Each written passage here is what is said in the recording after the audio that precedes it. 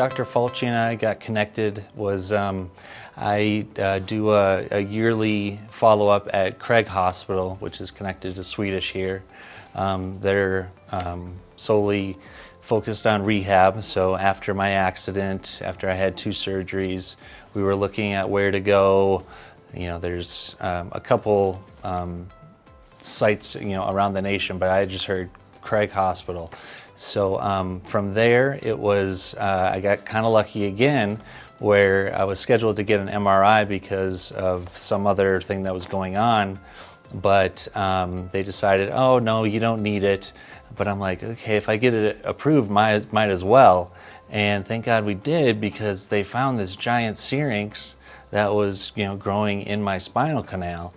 And I was always wondering, like, why am I in so much pain, you know, in my back, in my neck, and later on, some of the symptoms were my right arm would feel like it had just sat in a freezer for like 30 minutes, but to the touch it felt fine.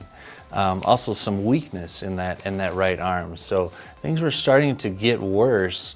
But thankfully, you know, we got that MRI, and with Dr. Falci being so close, we were able to, you know, connect, you know, via telehealth, and finally, you know, a year later, we've got it done, and I can proudly say that that sensation in my right arm is pretty much back to normal, and I'm going to do everything I can to make sure that I come out of this, you know, even stronger. I wanted to address, you know, some other symptoms that I've had pre-op. The major one is spasticity, and I don't think a lot of people understand really what it is, and it's very hard to explain. But the best example I can imagine or give you is like someone is trying to basically giving you a giant bear hug around your abdomen, all while your legs are kind of having tremors. It's very painful. It's very uncomfortable. So that would happen to me multiple times during the day, especially in the morning, you know, after I'm laying down for a while. But sometimes even like a soft little touch would make my leg flutter, and when you're not really expecting it, it can really startle you. I've even had some episodes where I would transfer into my chair and my legs would kick so hard, my chair would almost like fall backwards. And since I've had the surgery, we cannot get any spasms to happen. Minor, but nothing compared to what it used to be. And then also, you know, the pain too in my neck is definitely decreased as well. But the spasms are a huge thing, and those have nearly gone away. So very, very good job to him and his team. So when I found out about this syrinx growing inside of me, I had no idea what that meant, first and foremost. The team did a great job explaining it, but Dr. Falci, really explained how kind of lucky I was that we found it this early, because it started from about my nipple line and it nearly reached my brainstem. And when you're reaching those type of areas, you're talking about critical functions like breathing, things that we take for granted that we don't have to think about, right? So another blessing that we found this early. I didn't lose any neurological function. I hardly lost any sensation.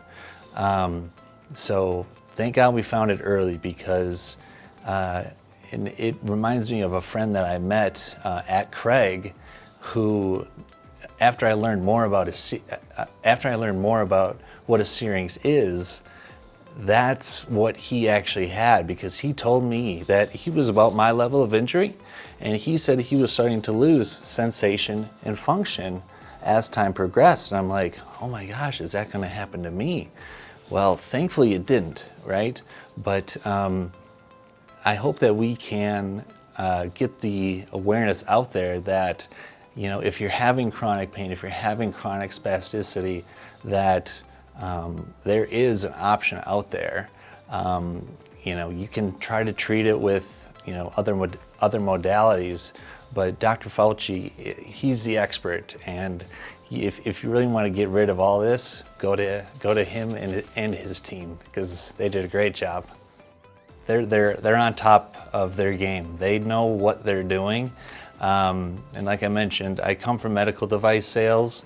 There's some good ones, there's some bad ones. His team, from him himself to Ann, his PA, to CJ, his scheduler, they're very calm, collected, and they give it to you straightforward. You know, they're very on top of the ball. You know, if I have any questions that needed to be addressed, but you know, it's difficult when you're that far away, right, to kind of communicate, you know, back and forth, time changes, all of this stuff. But his whole staff has just been phenomenal through this entire process. Being 12 days post-op, you can go a little stir-crazy being in the hospital for that long, but I've got a great support system. My wife and my mom and my sister have all been here, and the staff here at the hospital have been just top notch.